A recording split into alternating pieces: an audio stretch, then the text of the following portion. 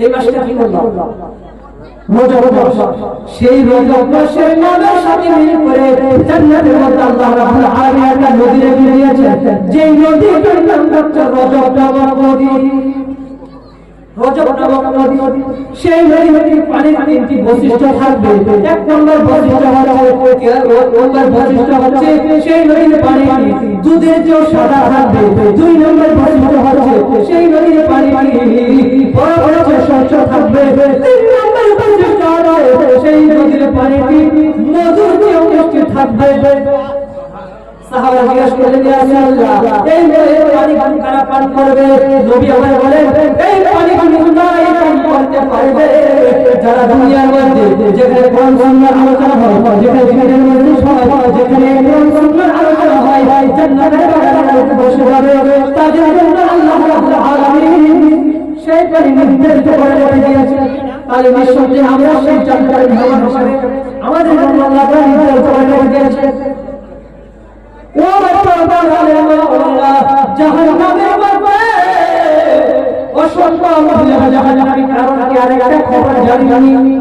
আরেকটা খবর হচ্ছে দুনিয়ার মধ্যে অনেক ভিখারি, অনেকের বাড়ির মধ্যে ভিখারি ভিক্ষার জন্য যান, অনেক মা বোনেরা ভিক্ষা দিতে চায় না।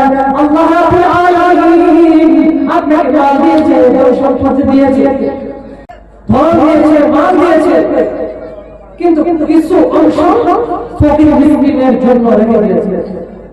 100 টাকার মধ্যে 2.5 টাকা এটা গরিব করে।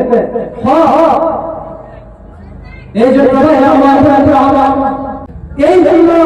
আপনাদের বাড়ির মধ্যে যদি কোনো ফকির আসে, ভিক্ষুক আসে, তাদেরকে ভিক্ষা দিবেন, তাদেরকে দান সদকা করবেন, বেশি বেশি করে দান করবেন। আর রজব মাসের জান্নাতের পানি তারাই পান করতে পারবে যারা বেশি বেশি করে এই রজব নামক মাসে আল্লাহর রাস্তায় বেশি বেশি দান সদকা করবে, বেশি বেশি গরিব মিসকিন যারা খাইতে পারবে না, চলতে পারবে না, তাদেরকে দান সদকা করবে।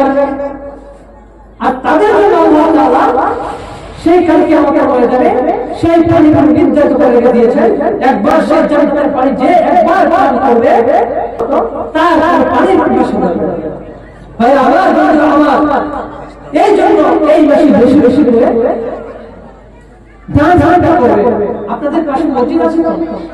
মসজিদের মধ্যে গিয়ে ইমামদেরকে হাদিয়া দিয়ে তাদের সাথে ভালো সম্পর্ক রাখবে, তাদের থেকে দোয়া নিয়ে আসবে, তাদের থেকে মিল মহব্বত বেশি রাখতে।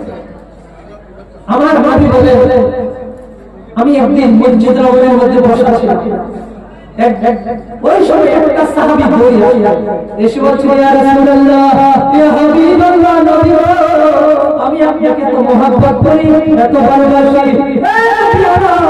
জমিনের কিয়ামতের ময়দানে, হাসরের ময়দানে আপনার সাথে কথা হবে না।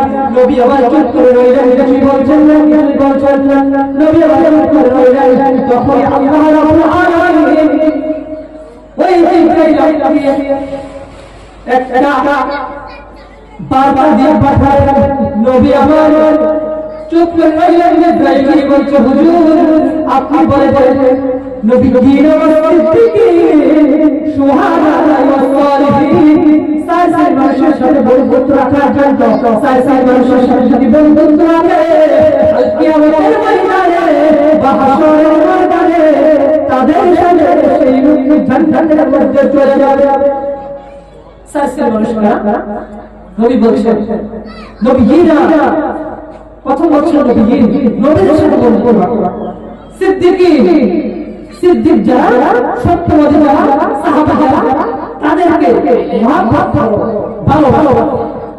যে হযরত আবু বকর নবীজি মেরাজ থেকে আসার পরে যখন নবীজি জবান মুবারকে বলেছে, আমি তো মেরাজ করেছি, তখন সে আবু বকর তখন সে বিশ্বাস করে নিয়েছে। এই জন্য নবী আমার সে আবু বকরকে সিদ্দিক উপাধি দিয়েছে। বলেন সুবহানাল্লাহ। আরো জোরে বলে, আরো জোরে বলে। নবীর শ্রেষ্ঠ সাহাবী হযরত আবু বকর সিদ্দিক, নবীর শ্রেষ্ঠ সাহাবী হযরত আবু বকর সিদ্দিক। ভালো